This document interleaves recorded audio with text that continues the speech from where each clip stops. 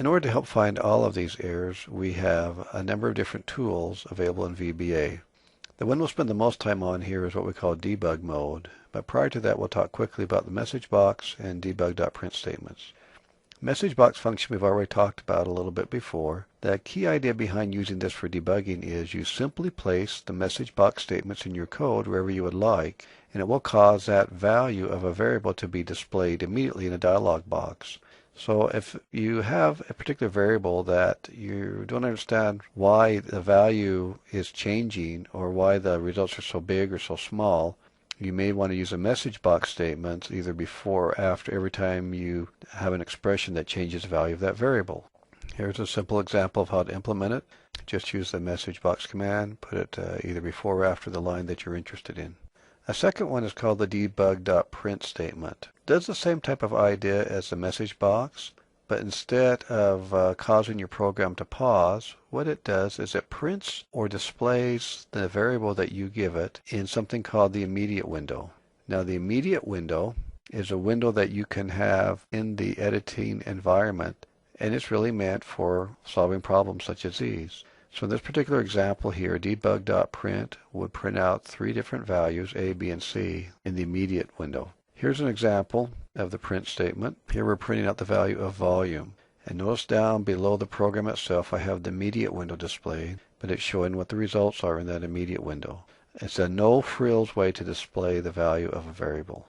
Finally, we get to debug mode. For the stickiest types of errors that you may come up against, debug mode will let you step through your program in very, very fine detail and examine it at every line or at specific points. If you want to do it at every line, you can use a key to step you through it, or if you want to do it at specific points, you can set what are called breakpoints. And what will happen is the program will run until it gets to one of those points, and then it will pause to allow you to examine values.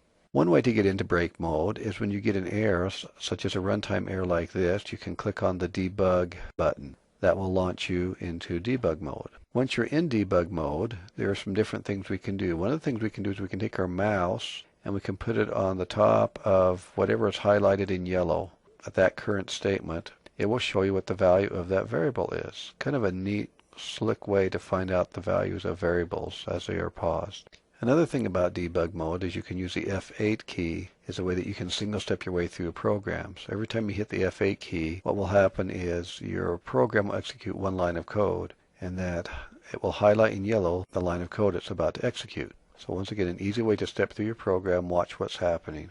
Finally, we have the breakpoint. The breakpoint is when you put a dot in that left-hand column. Notice there's a gray column to the left of your program. And by clicking in it adjacent to a line, that brown dot appears. So now you've set a breakpoint. If I click on it a second time, it removes that breakpoint. So when you run a program, it automatically stops at a breakpoint. If you want it to continue running from that breakpoint on, you can hit the resume key.